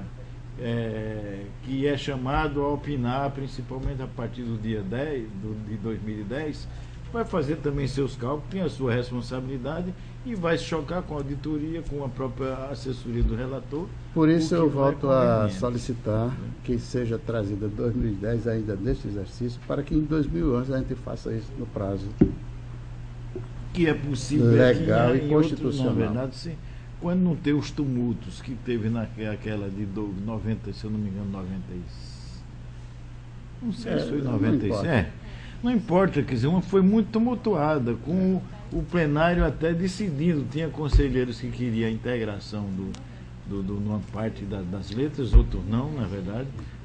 Tinha que ver aqui. Eu acho que quando o processo tramitou normal, se aprovou no prazo, né? No prazo constitucional. No prazo constitucional. Aí já continua a facultar da palavra às senhoras e senhores conselheiros. Com a palavra, o conselheiro Anselmo Brito. Excelência, não é que eu seja, não é questão de casuísmo, mas a proposta da conselheira é excelente, tendo em vista que eu provavelmente vou ser o próximo relator, ainda temos 12 meses para fazer esse acompanhamento. 2011, né? Obrigado, Excelência. Então, que na próxima semana, junto com Vossas Excelências, faremos essa comissão, que deverá ser, pelo menos, permanente. Obrigado, Excelência. Continua facultada a palavra às senhoras e senhores conselheiros. Com a palavra, conselheira Otávio Lessa. Sobre algumas sugestões com relação à lei que está sendo discutida depois da votação. Então acaba isso aqui, eu falo depois, tá certo? Já está pronto, Excelência. Ok. Já foi corrigido. Não tem.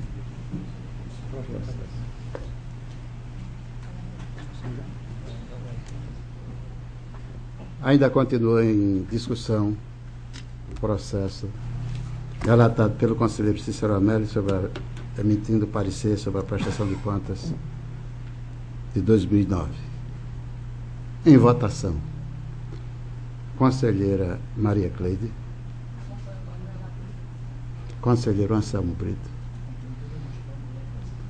conselheiro Isnaldo Bulhões, conselheiro Otávio Lessa, conselheira Rosa Albuquerque. Aprovada o parecer prévio emitido pelo conselheiro Cícero Amélio, que será encaminhado de imediato à Assembleia Legislativa. Continua facultada a palavra às senhoras e senhores conselheiros. Com a palavra o conselheiro Otávio Lessa. A respeito de algumas sugestões, obviamente, como é sugestão para ser discutida, com relação à lei que será encaminhada à Assembleia. São várias, eu não sei, Vossa Excelência, como será o procedimento de análise dessas sugestões, para que se vai ser um dia marcado, se vai ser, como é que vai ser? O trabalho já está pronto, eu já tenho um trabalho pronto. Vossa Excelência, o trabalho, eu já peço sugestão a Vossas Excelências de como fazer. Qual a melhor forma da gente estudar ou rever para que a gente, em definitivo, faça encaminhar.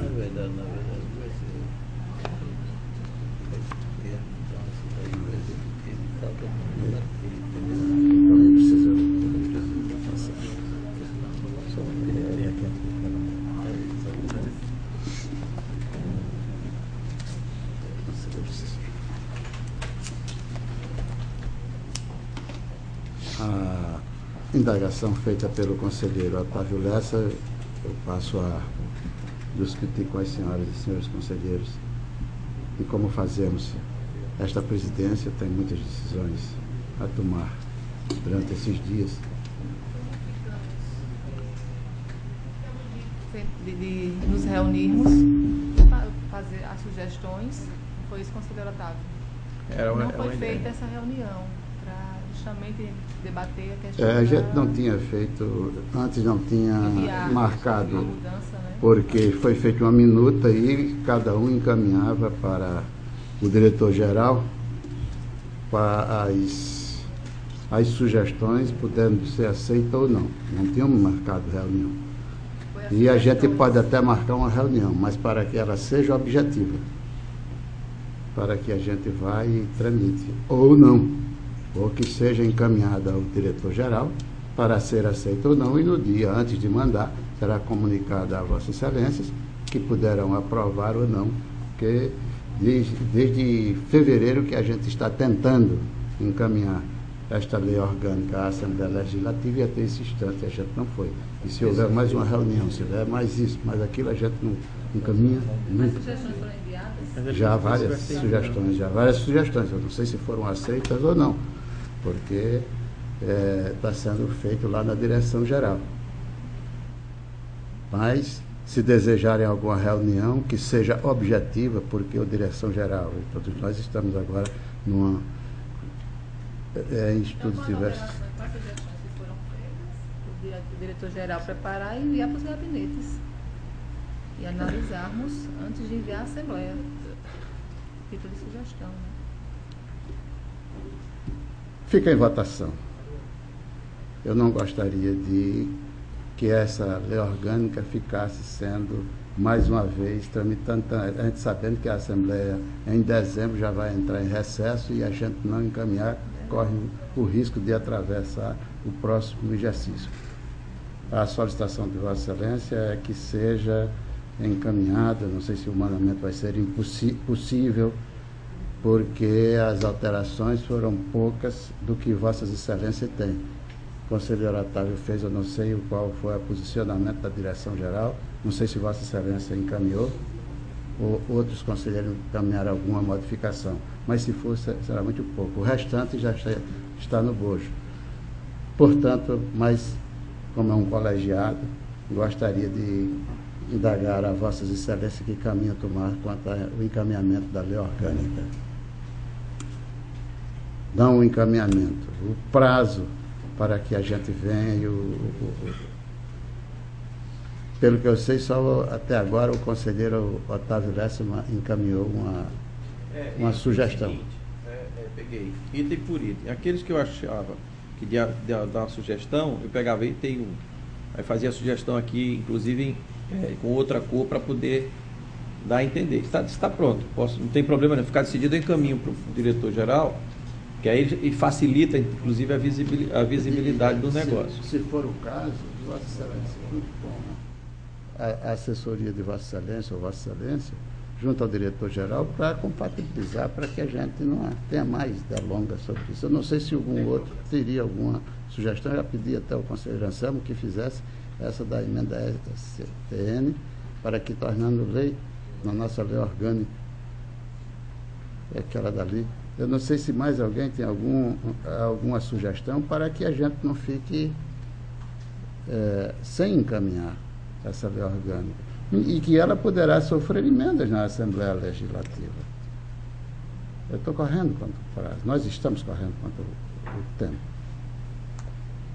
Eu não sei. Presidente, o conselheiro Otávio, com essas alterações que sugeriu na lei, se ele poderia disponibilizar aos nossos gabinetes o seu próprio gabinete enviar para nós essas as sugestões que a gente... Eu acho que qualquer um, vamos dar um prazo, que qualquer um que queira dar a sugestão, que encaminhe a todos os conselheiros para que a gente venha no... Vou fazer o seguinte, presidente, eu vou encaminhar para cada conselheiro e inclusive encaminhar para o diretor-geral, porque ele vai trabalhando em paralelo, nada um atrapalha uma coisa, atrapalha a outra. Perfeito. Já a sugestão não precisa nem me dar de volta. Se tiver alguma sugestão, ela pode ser direto para o diretor-geral, porque se tiver, não alterou, pode ser direto. Não precisa voltar para mim, não. E se o diretor-geral estiver muito atarefado, a gente poderia designar um relator, que poderia ser o nosso conselheiro Novel, o conselheiro Anselmo Brito. É o seguinte, permita-me declinar, que é muita estabilidade. Eu estou chegando aqui agora, eu acho que o senhor poderia dar essa honra a um conselheiro, vamos dizer assim, mais graduado. Todos são graduados aqui. No momento em que Vossa Excelência sentou aí, ficou igual a todos nós. E apesar de Vossa Excelência ter chegado recentemente, vem trazendo muitas informações até por onde passou.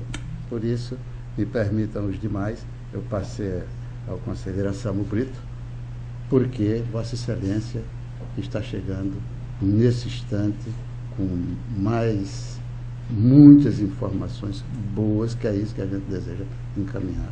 Não estou já designando. No caso do diretor-geral, se sentir já muito atarefado, eu já solicito e continuo, insisto, sobre Vossa Excelência. Vai depender do diretor-geral. Excelência, no que eu puder ajudar, contribuir, eu tenho certeza que pode contar sempre com minha colaboração. Agradeço a Vossa Excelência. Continua facultada a palavra às senhoras e senhores conselheiros. Não havendo quem queira fazer uso da palavra, encerro essa sessão especial, que foi relativa à prestação de contas, parecer prévio da prestação de contas de 2009, solicitando que a de 2010 seja ainda o mais breve possível e ainda nesse exercício. Em nome de Deus, está encerrada a presente sessão.